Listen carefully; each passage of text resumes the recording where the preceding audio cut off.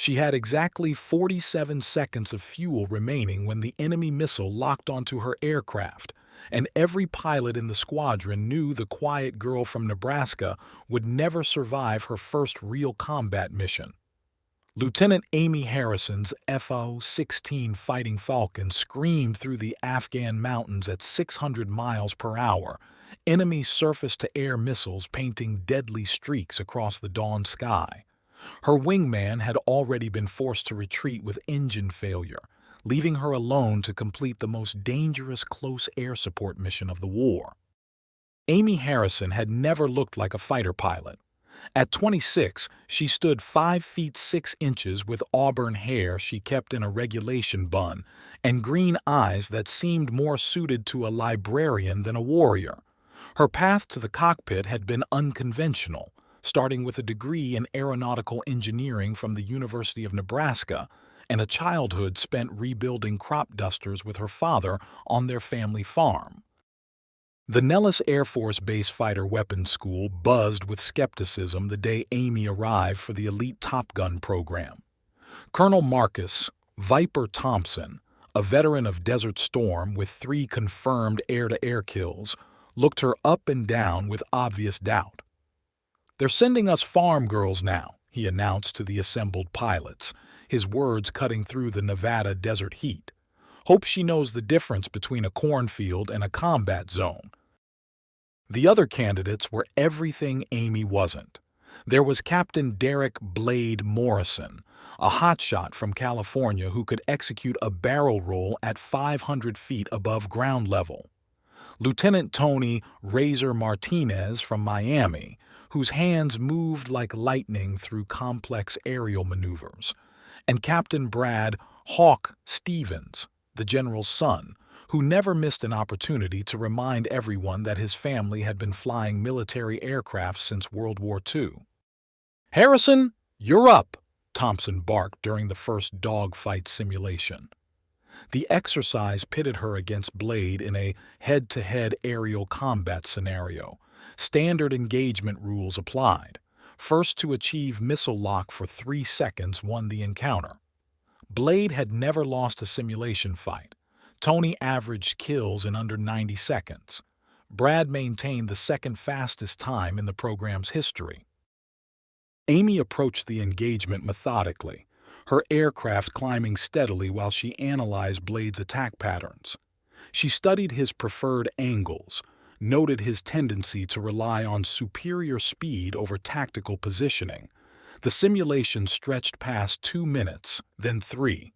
Thompson's voice crackled over the radio with growing frustration. "Harrison, this isn't a sightseeing tour.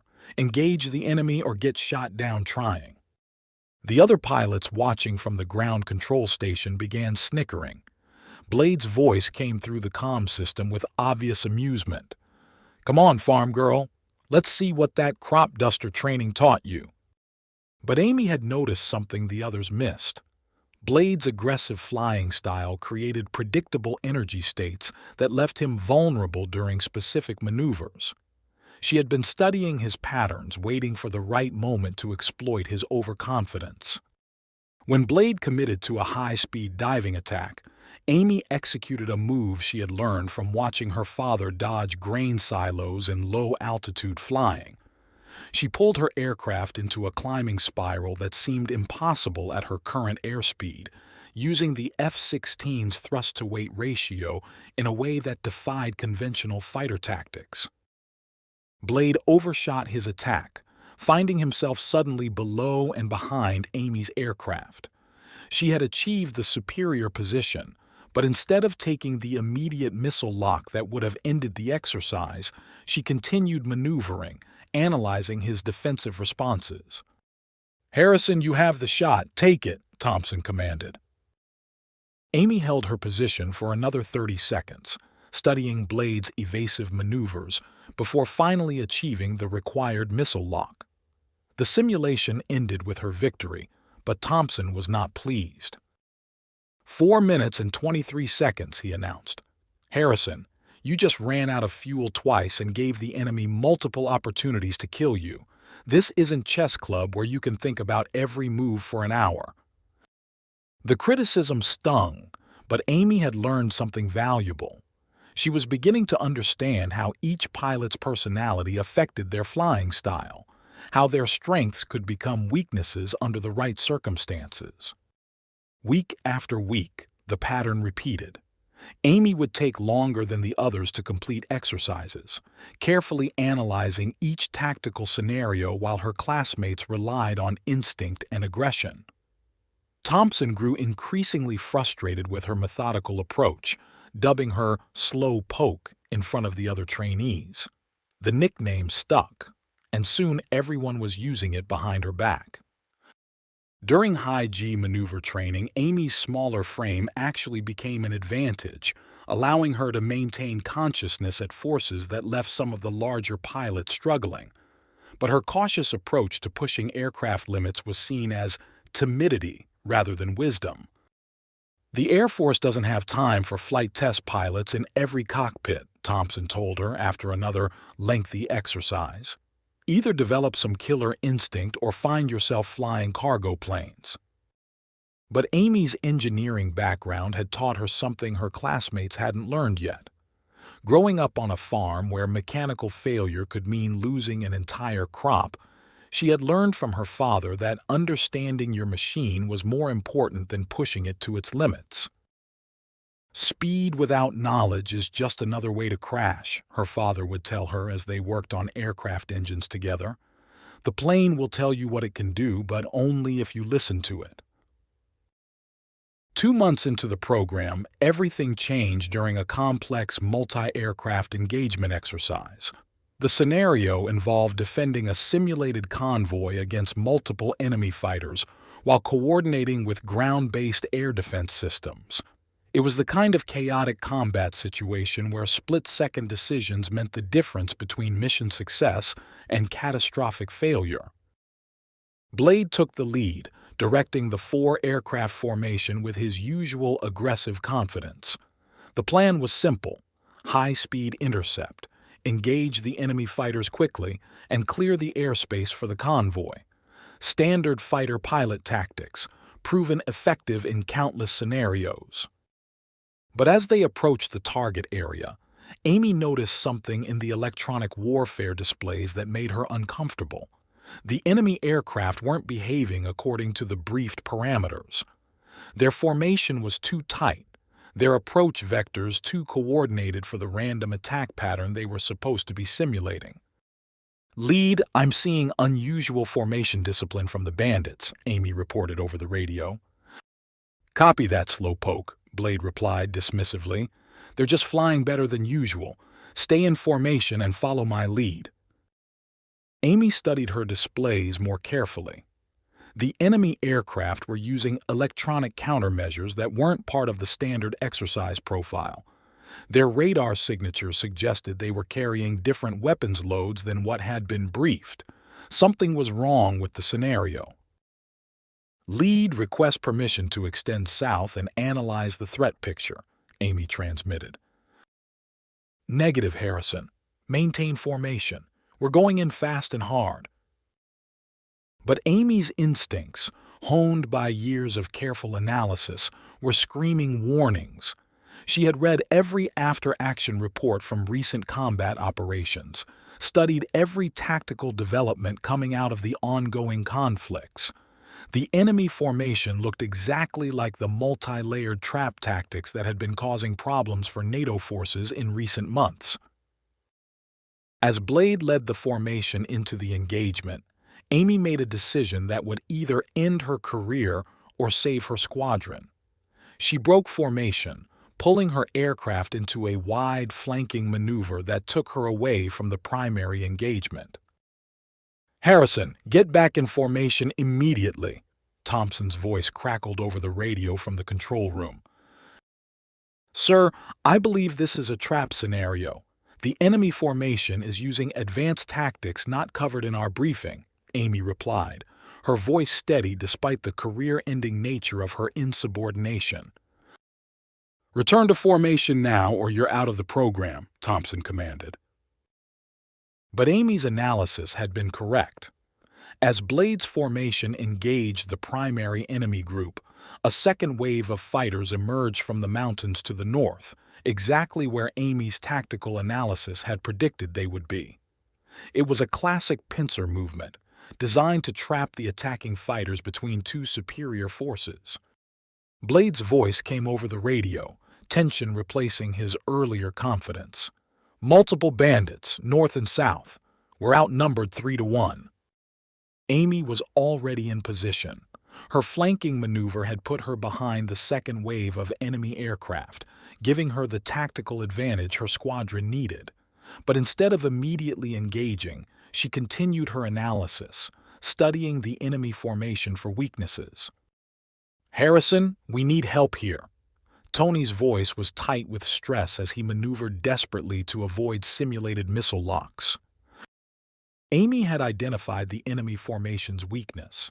They were flying a textbook pincer movement, but their communication protocols created a brief window of vulnerability during their coordination phase. She waited for the precise moment when both enemy formations would be focused on coordinating their attacks. Then she struck. Amy's aircraft dove from the high ground, targeting the command aircraft in the second enemy formation. Her missile lock eliminated the coordination node, throwing the enemy plan into chaos. The northern formation, suddenly without tactical coordination, became vulnerable to attack from Blade's confused but still dangerous squadron. "How did you know?" Blade asked over the radio as they regrouped after successfully defeating the enemy formation. "I read the intelligence reports," Amy replied simply. "This exact tactic has been used against Allied forces 3 times in the past 6 months. The formations were identical." The debriefing that followed was unlike anything the fighter weapons school had seen.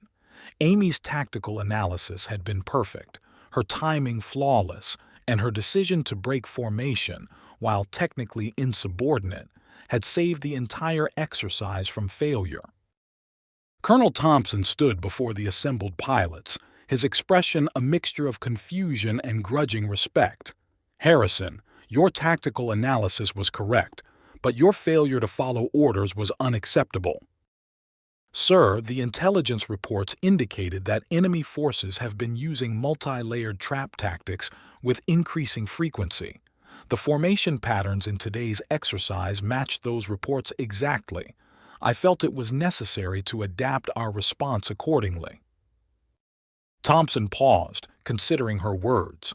Amy's analysis had been spot on, and her tactical solution had been brilliant. But the military ran on discipline and chain of command, not individual initiative.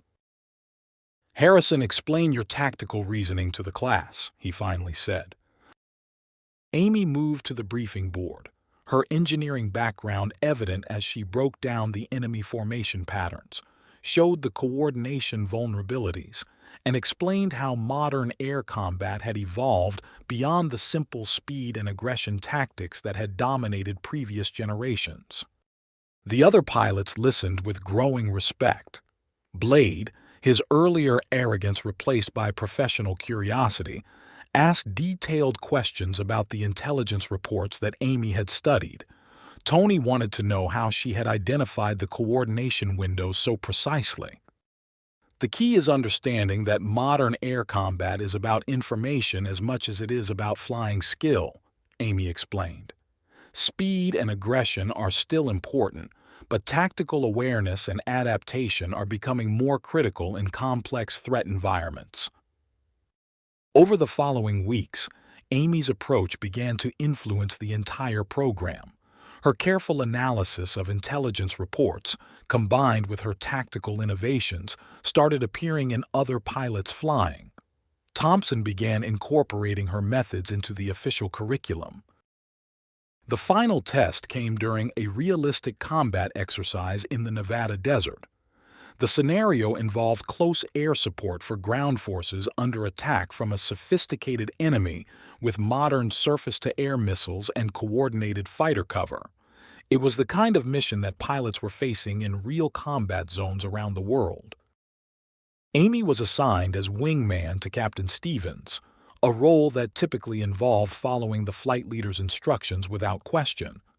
But as they approached the target area, Amy's analysis of the tactical situation revealed problems that Stevens hadn't noticed. The enemy had positioned their surface-to-air missile systems in overlapping fields of fire that created a nearly impenetrable barrier around the target area. Standard attack profiles would result in certain aircraft losses, but Amy had noticed gaps in the coverage that could be exploited using terrain masking and precise timing. Lead, recommend we use the mountain ridges for concealment and approach from the northwest, Amy transmitted. -2, we're going in fast and low from the south, standard profile. Amy watched her displays as Stevens led them toward what she knew would be a catastrophic encounter with the enemy air defenses. She had two choices: follow orders and watch her flight leader get shot down, or take initiative that would end her military career. She chose a third option. Lead, I'm detecting unusual SAM activity. Request permission to conduct a reconnaissance pass to assess the threat. Make it quick, Harrison. Amy used the reconnaissance authority to position herself for what she knew would be necessary. As Stevens began his attack run and immediately came under intense missile fire, Amy was already in position to exploit the gaps in the enemy defense network. Lead is taking heavy fire, Stevens reported, his aircraft jinxing desperately to avoid the incoming missiles. Copy, Lead. I have eyes on the SAM sites, engaging. Amy's attack was surgical in its precision. She used the terrain masking she had identified to approach the missile sites from their blind spots, eliminating them in sequence with perfectly timed strikes. Her engineering background allowed her to understand exactly how the radar systems worked and where their vulnerabilities lay. Within 3 minutes, she had cleared a safe corridor for Stevens to complete his attack on the primary target. The mission was accomplished with 0 aircraft losses, something that had never been achieved in this particular exercise scenario. The debriefing room was silent as the exercise controllers reviewed the recordings. Amy's tactical innovation had not only saved her flight leader, but had achieved mission success in a scenario that typically resulted in heavy casualties. Colonel Thompson stood at the front of the room, his expression thoughtful. Harrison, your tactical analysis and execution were exceptional. You identified threats that our intelligence missed and developed solutions that our doctrine doesn't cover. Amy remained silent, knowing that praise could quickly turn to criticism if her insubordination was seen as problematic. However, Thompson continued, your ability to take initiative while still supporting your flight leader shows the kind of tactical maturity we need in modern combat operations. Stevens stepped forward. Sir, Harrison saved my life in the mission. Her analysis was perfect and her execution was flawless. The other pilots nodded in agreement. Even Blade, who had initially dismissed her as too slow and cautious, now recognized that her methodical approach had consistently produced superior results. When graduation day arrived, Amy Harrison stood at the top of her fighter weapons school class. Not because she was the fastest or most aggressive pilot, but because she had proven that tactical intelligence and careful analysis were more valuable than raw flying skill alone. General Patricia Walsh, the commanding officer of Air Force Fighter Operations, presented her with the Distinguished Graduate Award. Lieutenant Harrison represents the evolution of air combat, she told the assembled crowd. She has shown us that the pilot who understands the battle space will always defeat the pilot who simply flies faster.